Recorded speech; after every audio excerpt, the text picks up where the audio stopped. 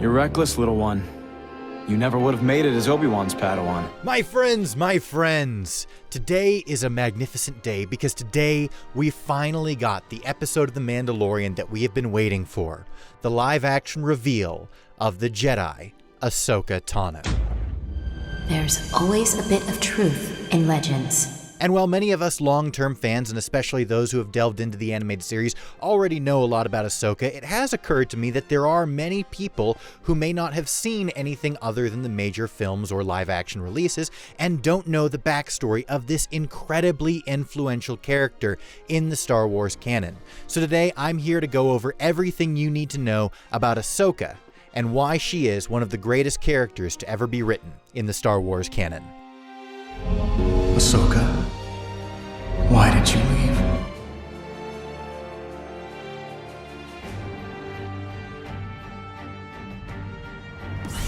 You know what I've become. By the way, this episode is totally spoiler-free and is only here to catch you up on everything in Ahsoka's timeline up until her appearance in The Mandalorian. Ahsoka Tano was the first character in the entire Star Wars canon lineup to not be created by George Lucas himself. She was, in fact, created by the series creator and producer of the Clone Wars animated series, Dave Filoni. And while George Lucas certainly supervised her creation and advised Dave Filoni, she was ultimately his baby. And so it was incredibly appropriate for her to make an appearance in The Mandalorian, which, of course, Dave Filoni had a heavy hand in creating. And of course, even more appropriate that her appearance was in the episode, the only episode this season to be written by Dave Filoni himself. Ahsoka Tano was a Force-sensitive Togruta who was discovered by Plo Koon at a young age and inducted into the Jedi Order. By the age of 14, she had already established a reputation of being somewhat brash and headstrong, and while she was very creative and forward-thinking, she wasn't particularly great at taking orders or doing things by the book. This also occurred right around the same time where Anakin had just been promoted to the rank of Jedi Knight, and the Jedi Council was also finding that Anakin was having a difficult time adapting to the Jedi Code. The Jedi Council decided to try something that is actually a very common practice among teachers when dealing with a difficult student, and that is the expectation that placing more responsibility upon the difficult student will force them to rise to the occasion and become more responsible. And so, because of this, the Jedi Council elected that Ahsoka Tano, the difficult Padawan, would be placed under the care of Anakin Skywalker, the difficult Jedi Knight. They hoped that this would level out Anakin and force him to be more responsible, having to care for a younger person, and also help Ahsoka having a mentor who also struggled with what it meant to be a Jedi while also struggling with keeping your emotions in check. While the plan sort of worked, and Anakin and Ahsoka certainly leveled out over the years, especially Ahsoka, it didn't quite go totally to plan because Anakin ended up enabling Ahsoka a lot of the times when she wanted to defy the Council. And because all this happened in war times, ultimately they could always make excuses by the fact that their actions got results. The Jedi Council not wanting results as much as they wanted integrity and following of the Jedi Code and obedience to the Jedi Council. Now, all of this was really weird the first time we had heard it because we see Anakin in Attack of the Clones, and he is a Jedi Padawan, and we see him in Revenge of the Sith, and he is a Jedi Knight, but nowhere in there was there any hint of Anakin Skywalker having a Padawan of his own. And so many of us were initially turned off by this idea. However, Ahsoka's charm and presence, but more than anything else, the growth she has as a character over the course of the Clone Wars animated series really warmed fans up to her, and she quickly became a fan favorite, a title that she still holds to this day, being one of the most widely praised characters in the Star Wars canon lineup. Ahsoka really starts to shine in Season 2, and especially by Season 3, where more and more we see her stop making excuses for the bad decisions she makes, and a lot of the annoying decisions she made in Season 1 have started to fizzle out, and she becomes a more reasonable character, learning how to balance the Jedi teachings along with her own emotional and human impulses.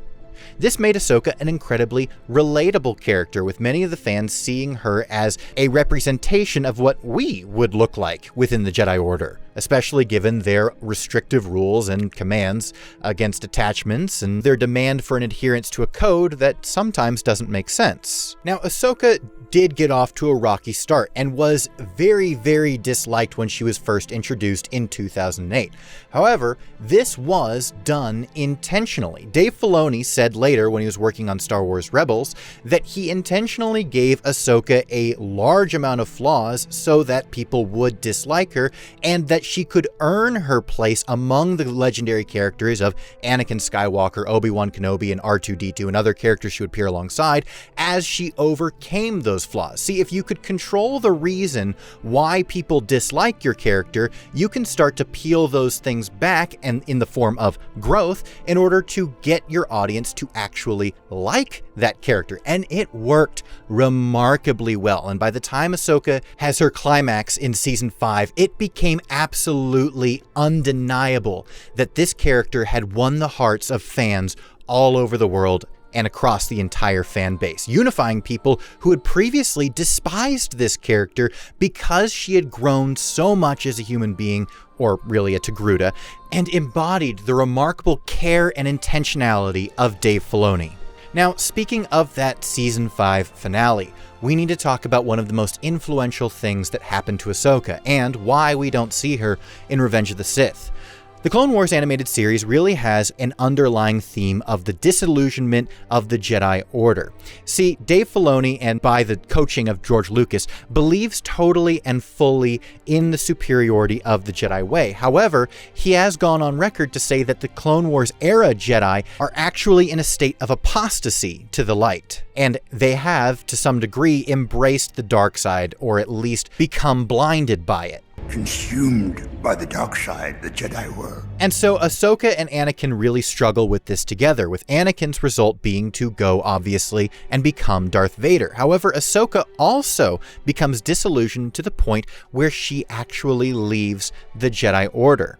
Ahsoka Tano is wrongfully accused of a crime, and the Jedi, in accordance with trying to appease the Senate, revoke her Jedi status so that she can be tried as a war criminal rather than being tried as a Jedi. You've already made your decision, haven't you?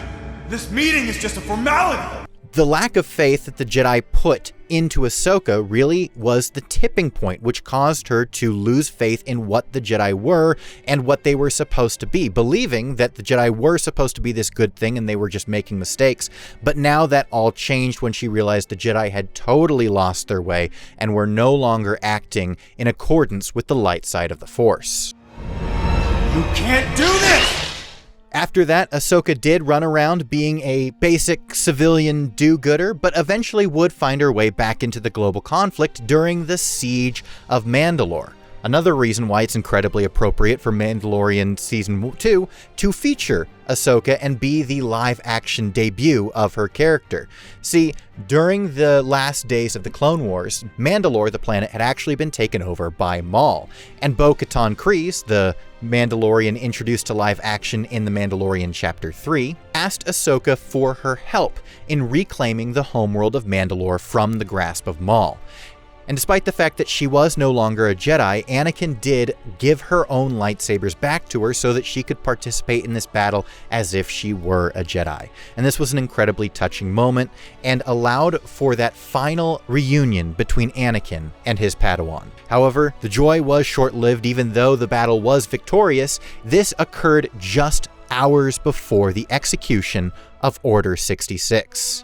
Trapped on board a Venator Star Destroyer with an entire battalion of clones, Ahsoka had to exercise her creativity and ingenuity in order to stay alive as the clones turned on her. Despite the fact that she was no longer officially a member of the Jedi Order, this did not make her safe from the Order of Palpatine.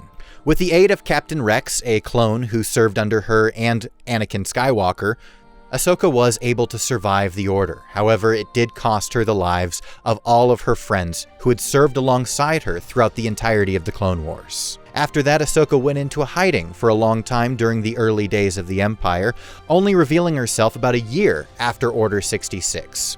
At which point, she caught the attention of Bail Organa, who decided that it would be useful to have Ahsoka, a former Jedi, on his side as he started to build the rebellion. It was around this time when Ahsoka crafted a new set of lightsabers, with her old ones having been lost during the event of Order 66. Ahsoka was hunted by a member of the Inquisition, an elite group of Force wielders who were not quite Sith, but still recruited by Palpatine in order to hunt down the remnants of the Jedi Order. Ahsoka defeated the Inquisitor who was sent to hunt her down and used the crystals from his lightsaber, purging the darkness out of them and turning them into a cleansed and pure white color. Ahsoka Tano took on the codename Fulcrum and was used by Bail Organa to root out and unify the various rebel cells and those dissatisfied with the Empire's rule across the various systems and planets in the galaxy. Ahsoka would eventually find her way to Lothal and come into contact with the Ghost Crew, bringing them into contact with a nearby rebel cell known as Phoenix Squadron. However, this would eventually mark the most impactful thing to happen to Ahsoka since her leaving the Jedi Temple. The Ghost Crew would eventually go on a quest to Malachor, an ancient Sith planet that was the home of a terrible and devastating battle. On this planet, she and the Jedi Kanan Jarrus and his makeshift Padawan Ezra Bridger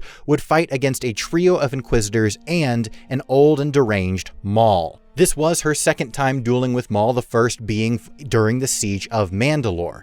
However, this one was not a victory for Ahsoka, but rather more of a stalemate, as their duel was interrupted by the arrival of Darth Vader. Even though Ahsoka was suspicious at the presence in the Force casted by Darth Vader, she was at first unwilling to admit that her master could ever become such a vile and repulsive Sith Lord.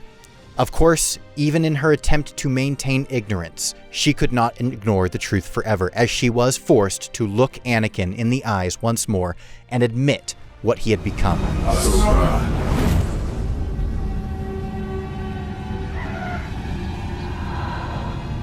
Ahsoka. Anakin. Ahsoka attempted to sacrifice herself in the duel, sending Ezra and Kanan away so that she could face Vader and keep him distracted while they went to safety. The battle ended with Vader limping out, emotionally distraught and physically beaten after his devastating confrontation with the person he loved most within the Jedi Order. I won't leave you. Not this time.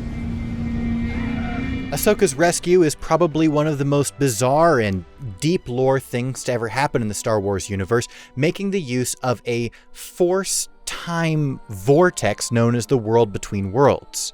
Palpatine was trying to exploit the World Between Worlds, which led Ezra Bridger to explore it, finding out that it was a conflux wherein all times were linked through the cosmic force.